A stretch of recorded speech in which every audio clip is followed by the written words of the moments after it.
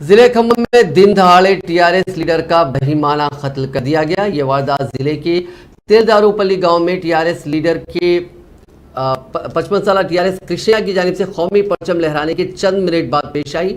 حال ہی میں وہ سی پی ایم سے ٹی آر ایس میں شامل ہوئے تھے۔ حملہ نے ان کا گھیراؤ کرتے ہوئے درانتیوں، کڑاڑیوں اور چاقوؤں سے حملہ کر دیا۔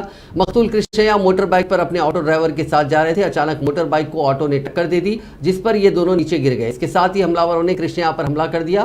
مقتول کرشنیا سی پی آئی ایم کے ریاستی سیکریٹری ویرا بھدرم کے رشتے کے بھائی ہیں اور سابق وزیر تملا ناگیشور راؤ کے قریبی ساتھی تھے۔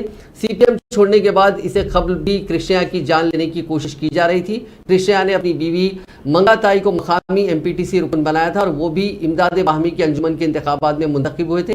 کرشنیا کے حامیوں نے اس قتل کے لیے سی پی ایم کو ذمہ دار قرار دیا۔ یوم آزادی کے موقع پر پیش آئے قتل کی اس واردات سے سنسنی پھیل گئی۔ ٹی آر ایس کے بیشتر قائدین نے کرشنیا کے قتل کی مذمت کی۔ اسی دوران مقتول قائد کے حامیوں نے ان کے قتل میں کوٹیشور راؤ نامی شخص کے رول کا شبہ کرتے ہوئے ان کے مکان اور گیسٹ ہاؤس پر حملہ کر دیا۔ کسی بھی ناگہانی صورتحال سے نپٹنے کے لیے پولیس کی بھاری تعداد کو تعینات کر دیا گیا۔